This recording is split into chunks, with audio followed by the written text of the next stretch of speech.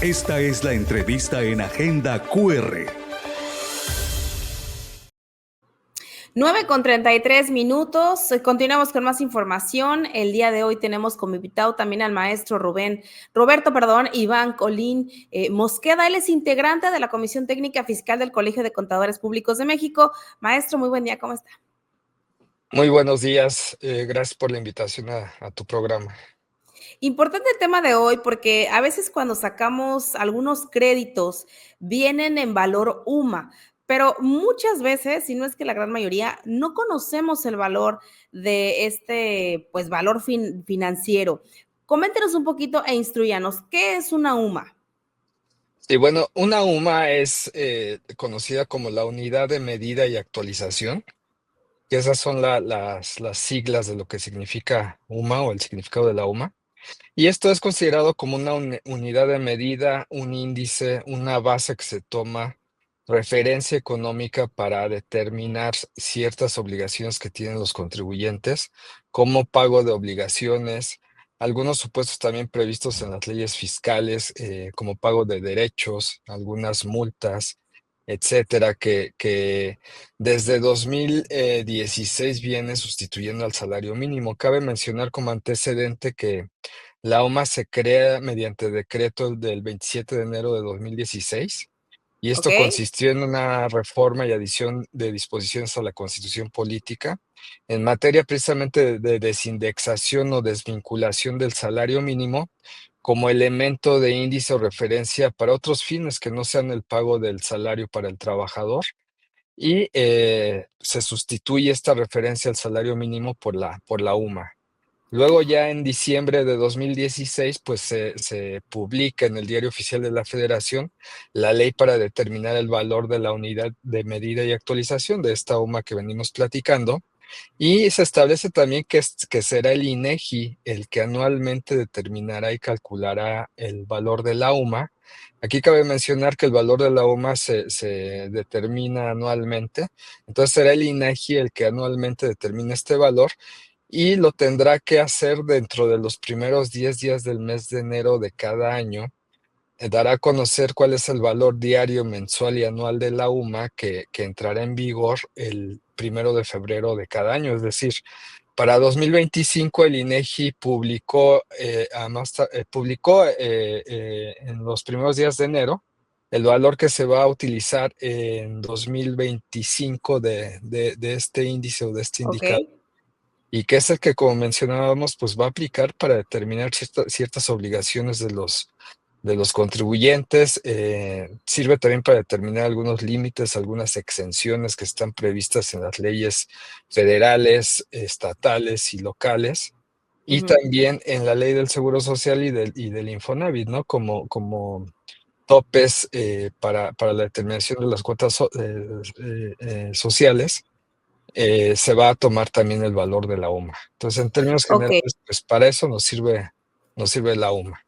Pues dos preguntas. La primera es saber, el INEGI, qué valor le dio este año a la UMA para también conocer nosotros si se aumenta o no lo que en algún punto estoy pagando. Y la segunda es, ¿cuáles son las formas en las que el INEGI determina este valor? ¿Cuáles son el formato o cuáles son aquello que conlleva dar este valor?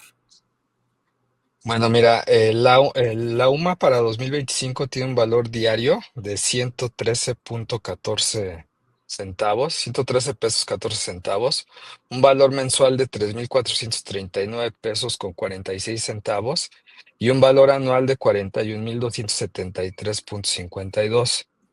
Eh, ¿Cómo determina anualmente el valor de la UMA? Pues básicamente se le va aplicando o va creciendo por efecto de la inflación. Eh, ¿Por qué surge la desindexación del salario mínimo y se crea la UMA? Precisamente porque una de las razones por las cuales en el pasado el salario mínimo no crecía era precisamente porque estaba vinculado a otros elementos, ¿no? Para determinar, como mencionaba, multas, derechos, obligaciones. Y entonces, Sí. si el salario mínimo crecía de manera sustancial, pues todas estas multas y derechos y otras obligaciones también iban a crecer. Entonces, de alguna manera, digo, esa es una de varias razones, ¿no? De las cuales no crecía el salario mínimo. Y entonces se desvincula precisamente en 2016 el salario mínimo de precisamente de estos, que servía para determinar estos valores y se crea la UMA. Entonces, la UMA anualmente va creciendo por efecto de la inflación. Si vemos el valor que tenía la UMA, digamos que en 2016, que fue cuando 2016 fue cuando se creó o se le dio el primer valor a la UMA, era de 73.04 centavos, Sí, que era el salario mínimo de aquel entonces. ok. Y la UMA al día de hoy ha venido creciendo pues digamos que de 70 Pues bastante, ¿no? crecido a 113.14 de Claro. 2016 a 2025 por efecto de la inflación. Pero si vemos el salario mínimo ha crecido, eh, pues, de una manera más grande. Hoy tenemos un salario mínimo por Pero bueno, niveles de 278 pesos el salario mínimo general y en zona de libre frontera de 419 pesos. maestro, pero estamos hablando que esto va a la par, o sea, es decir, el aumento del salario mínimo va hilado a una vida también mucho más cara, es decir, no porque ganemos más tenemos una mejor calidad de vida, va, me parece que muy empatado al precio ahora, por ejemplo, de la gasolina, de los alimentos y de los servicios, ¿no? Que cada vez pues también están más caros. Claro, el salario mínimo, como comentas, bueno, la intención de un salario mínimo es que alcance para satisfacer las necesidades básicas del ser humano.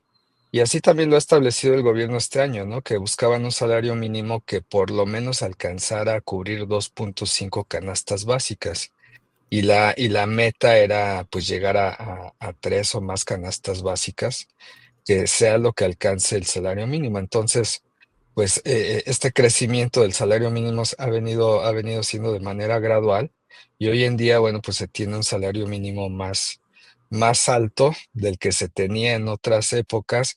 Y recordemos que cuando se crea la UMA también se mencionaba en la exposición de motivos que pues el salario mínimo por efecto de la inflación había perdido su valor adquisitivo. Entonces, de ahí que se busca a través de esta desvinculación o desindexación, que el salario mínimo crezca sin estar detenido por otros factores, ¿no? Como era el tema de que estaba vinculado a la determinación de derechos, multas, etcétera. Es decir, la vida sube y el gobierno sí o sí tiene que subir también el salario, porque en muchas ocasiones esto se maneja como una bandera política de los gobiernos, cualquiera que esté, en base a que se mencione que el salario mínimo pues está aumentando, pero en realidad se aumenta porque se debe de aumentar hacia una vida pues también más cara, ¿no? Sí, exactamente, y lo comentas bien, el salario mínimo debe de crecer uno por efecto de la inflación, y que también esa fue una reforma que se generó para este año, donde se menciona, una reforma constitucional donde se menciona que el salario mínimo no podrá ser o no podrá crecer más abajo de la inflación. Entonces, una de las cosas que hace crecer el salario mínimo son los efectos inflacionarios, y la otra que se busca es precisamente que el salario mínimo sea suficiente para cubrir las necesidades básicas de los trabajadores. ¿Cuáles Totalmente. son las necesidades básicas? Pues hablamos de vivienda, hablamos de alimentación, hablamos de seguridad, etcétera.